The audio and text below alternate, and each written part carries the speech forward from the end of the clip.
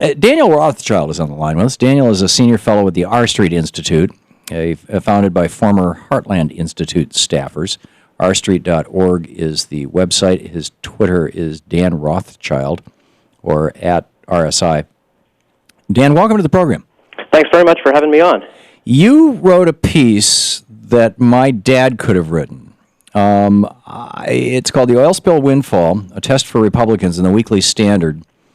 And I find it absolutely fascinating. If I can summarize, and you tell me if I've got the essence of your piece or not. Sure.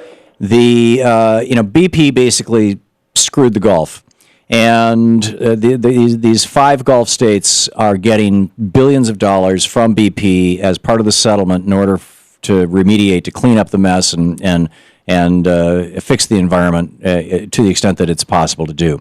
And in some ways the economy as well, and so to the extent that it's possible to do. These states are all run by Republicans, Republican governors, Republican legislatures. You're looking at Alabama. What is it? Alabama, Georgia, Mississippi, Louisiana, and Florida, I'm guessing? Mississippi, Alabama, Louisiana, Texas, and Florida. Texas. Okay, cool.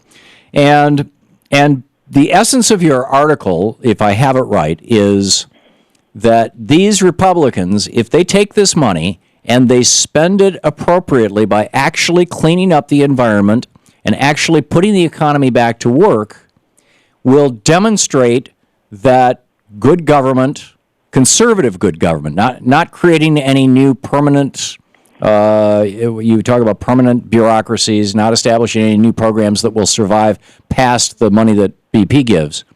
In other words, an expandable, collapsible program that good government can actually work. Have I summarized, encapsulated your article accurately? I think that's a fairly fair assessment of it. I think that the challenge facing the governors and the legislators in the Gulf Coast is to learn and figure out how to use the Restore Act windfall, which is going to be anywhere between $4 billion and $18 billion, depending on what a federal judge in New Orleans decides. Take this money and use it responsibly in a way that invests in the economy and in the ecology of the Gulf Coast. And I think that it's something that can be done. Now, you realize that when David Frum started talking about this, I mean, he's told me this story a couple of times on the air, when he started talking about Republicans spending money responsibly or investing in things, like you actually mentioned infrastructure, you used that word, I believe, in your article, that he got basically kicked out of the Republican Party and was banned by most of the conservative publications. The government should not be doing these things. Government should be doing nothing. Well, I think what's interesting about this is that this is not taxpayer money. This is money that is being paid by BP pursuant, and Transocean, the operator of the rig, pursuant to the Clean Water Act. But Congress decided on a bipartisan basis in 2012 that rather than taking that money and doing what they would do with it under existing law, which is Washington holding on to it and using it for a variety of different things, that they'd take 80% of that money and send it directly to the states that were affected. Right. So the distinction is that when conservatives say we should not invest in our intellectual infrastructure, in our kids with free college, we should not invest in our roads and bridges, our physical infrastructure, we should not invest in new schools, it's because they're talking about tax dollars.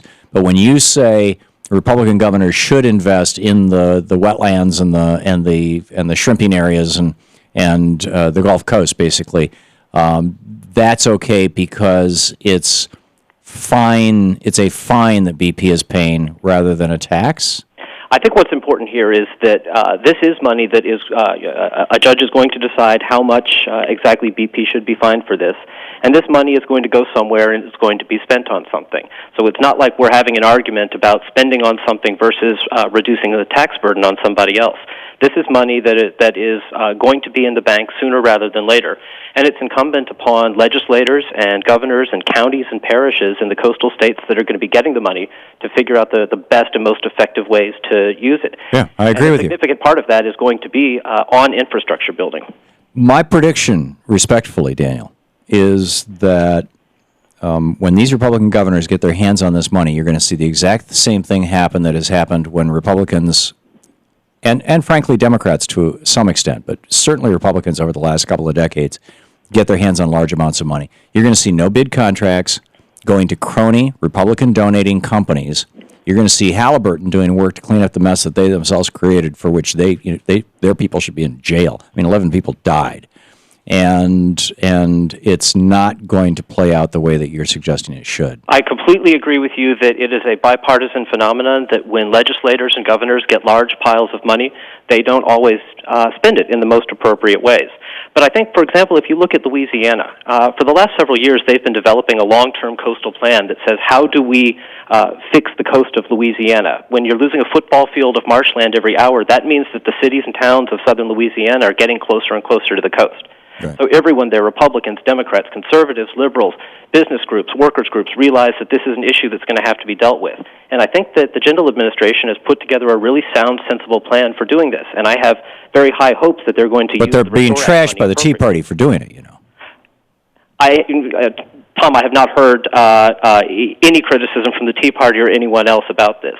And that's precisely why I wrote this article, is because this is something that's important for conservatives and conservationists alike. There's a lot of opportunity, I think, to do a lot of good here, and the Jindal administration, for one, certainly recognizes that. Yeah. Well, I will be very impressed, and I don't disagree with you that it would be a good thing if this money is appropriately used, and in particular if it goes, in fact, I would add to what you wrote, that some of this should go, since this is damages, some of it should go directly to the human being whose lives have been damaged. I mean, you've got small business people, you've got people who are out of work, you've got families whose lives have been devastated, you've got an explosion in cancer rates along that coast.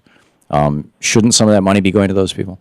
Well, those people were primarily, there was money that was set aside from a criminal settlement. BP paid a record-level criminal settlement, and that was what that money is for. And there are other processes for these things. The Restore Act is just money that is being paid under the Clean Water Act. To restore the Gulf. Right. Yeah. And the legislation is very clear, and I stress again, it's bipartisan legislation. In the House, it was sponsored by Steve Scalise, who certainly you wouldn't call him a liberal.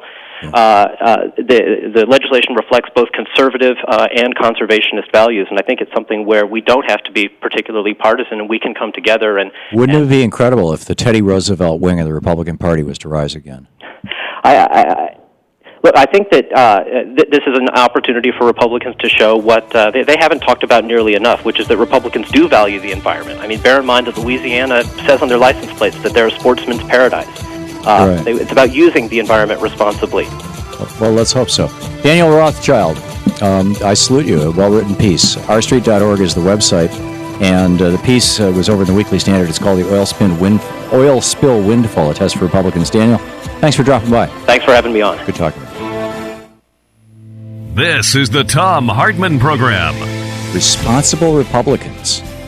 Two words that recently haven't fit in the same sentence.